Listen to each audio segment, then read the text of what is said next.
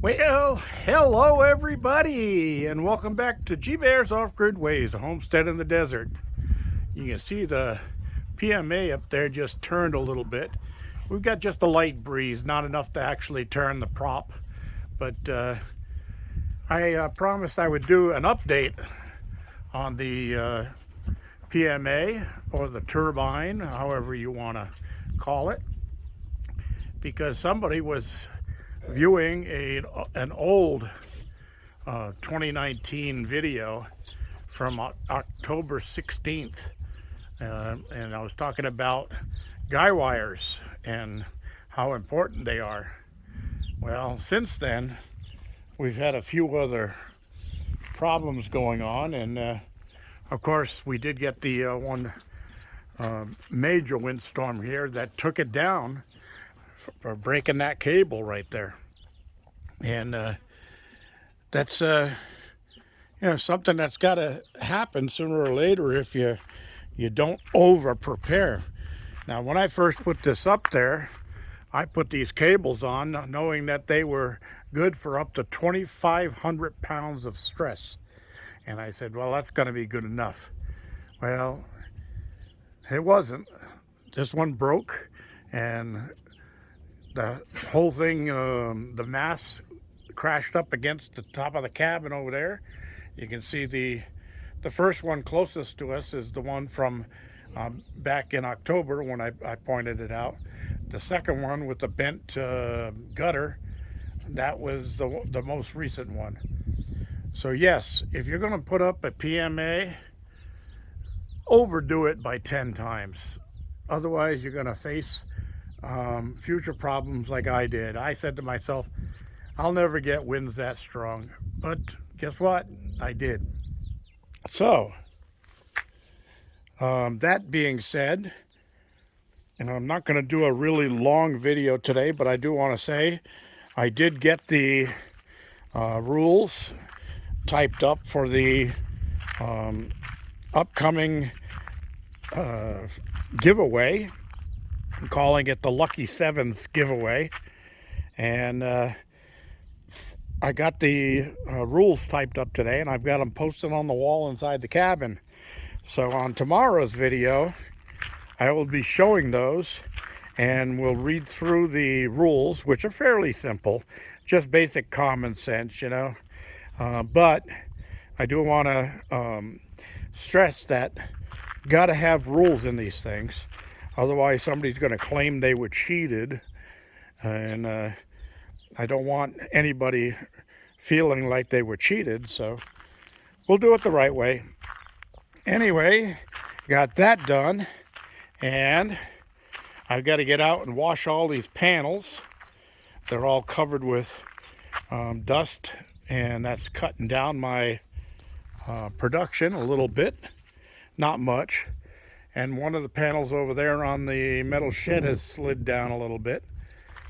But I do want to mention, for those of you who are interested in this stuff, you see the two panels that are slightly shaded right there? Okay, so in that case, all three of those panels are shaded. All right? Whatever percentage that shade has taken off the first two panels, all three panels share that deduction or reduction. So these are all completely in the shade. Even though they're broken, they still work. But in the shade, those are out of the link right now. The ones that are on the sun right now are definitely still producing electricity. So that's something for those of you who are planning an upcoming off-grid trip to remember that. Now notice here on the back panel there, you see part of it shaded. Let's call that about 2, 3, 4, 5, about 1/6 of the panel is shaded. Okay, so 1/6 of that panel and those two panels is it's affecting all three panels because they're in a series link. So that 1/6 is being taken off of all three panels.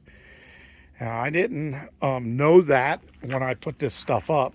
If I had, I would have moved my pedestal further out here where it would get sun from morning till sunset, from sun up till sunset.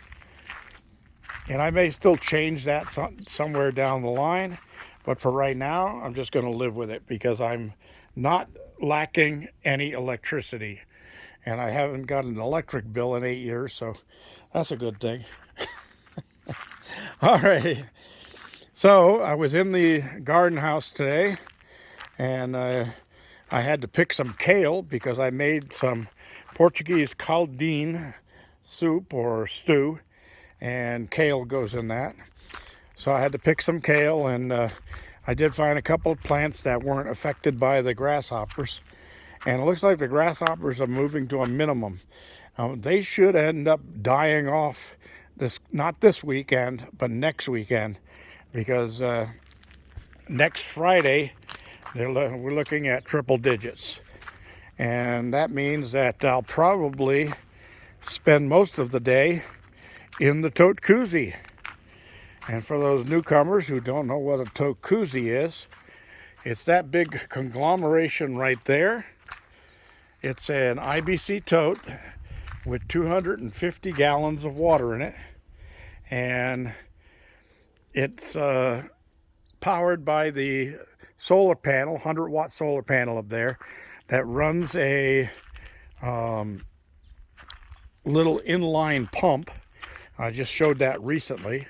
That black thing there is the ladder that goes down inside, and the plywood is a cover to try to keep most of the bugs out, but they get in underneath the plywood right there because it warped in the rains last winter. So this is my control. I'm at 13 volts, got a little Harbor Freight battery in there, and this unit turns the pump on to circulate. This unit is an air pump that would normally be used for blowing up air mattresses, and that used to give me my air bubbles, but I left it out all winter and I didn't cover it, and it got damaged, so it doesn't do its job anymore. So I'm looking for something to replace that with, and when I do, I'll show you how it works. Otherwise, I've got a filter in there that helps keep the water nice and clean, crystal clean, except for bugs, which I have to scoop out every time before I use it. But that's part of living in the desert. All right, everybody, I want to thank you for joining me. Don't forget your thumbs ups down there. Don't forget to share and subscribe. Now, one of the rules of this giveaway is you have to be subscribed to my channel to be eligible. All right, so I'm going to give you a heads up on that. So if you're not subscribed yet and you want to get in on this giveaway, make sure you click that subscribe button down below. And this is G Bear signing off.